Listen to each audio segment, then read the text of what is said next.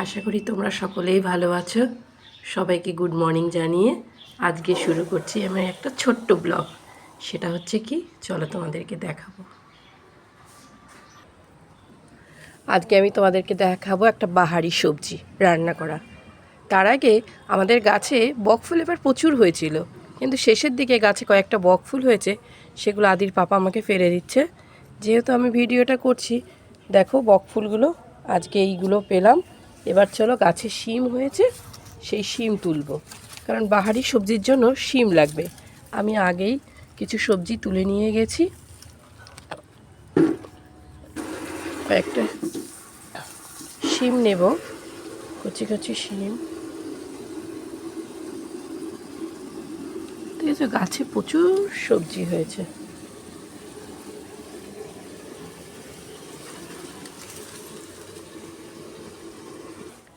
গাছের মালটাগুলো দেখো কীরকম পেকে উঠেছে।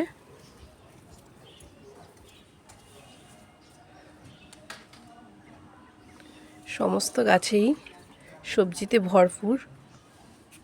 এখানে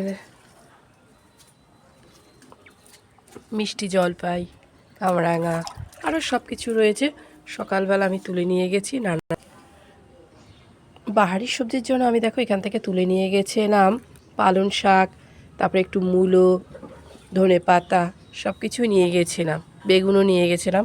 এখন আর একটু ধনে পাতা লাগবে, তাই এখান থেকে আরেকটু ধনে পাতা তুলে নেব। অল্প তুলব, বেশি নয়।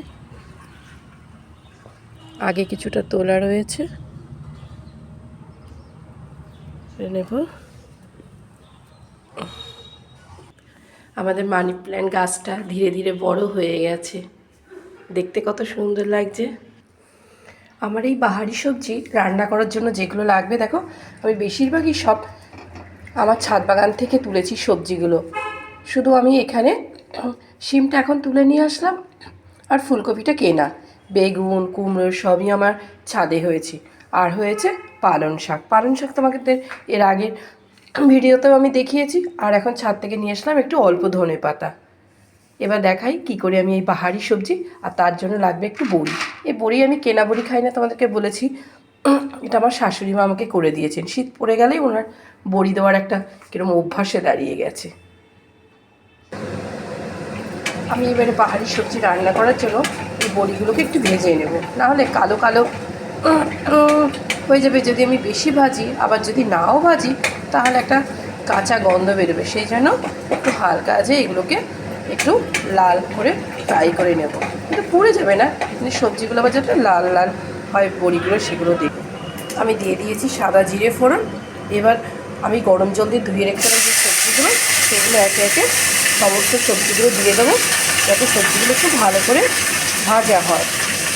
ভাজা হওয়ার পরেই আমি দেবো পালং শাক, কারণ যদি আগে দিই তাহলে সবজিগুলো ভাজা হবে না, পালং শাকটা হয়ে। সবজিগুলো ভাজার জন্য দিয়ে দিলাম পরিমাণ মতন লবণ, আর দিয়ে দিলাম একটু হলুদ। এবার আস্তে আস্তে সবজিগুলো ভাজা হোক। তোমাদেরকে বলেছিলাম সবজিগুলোকে আগে একটু ভাপ দিয়ে তারপরে ভালো করে ভাজা করে নেব, না হলে সবজিগুলো যদি আমি ভাজা করে না নিই তাহলে একটু কাঁচা কাঁচা গন্ধ বেরোবে। এবার সবজিগুলো দেখো ভাজা হয়ে গেছে। আমি এবার দিয়ে দেবো পালং শাক। বাহারি সবজি আসলে কি, সব রকমের সবজি থাকবে, একটু কালারফুল হবে, তাহলেই তো ভালো লাগে, তাই না? এইবার আমি দিয়ে দেবো পালং শাক।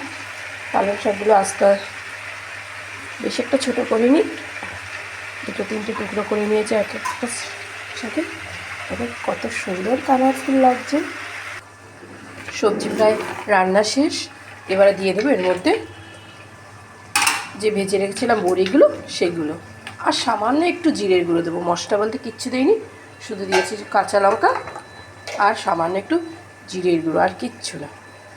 কারণ আমি যদি বেশি মশলা দিই তাহলে সবজি তার সেই গুরুত্বটাই হারিয়ে ফেলবে, ভিটামিন গুণগুলোই সব চলে যাবে।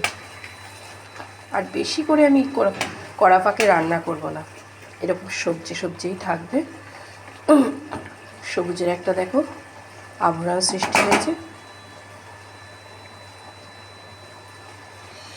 এবার সবজিগুলো ঢেলে নেব। সবার শেষে নামিয়ে ফেললাম আমার বাহারি সবজি। ভালো লাগলে তোমরা ভিডিওটা দেখো। তাহলে আজকের মতন রাখছি, বাই।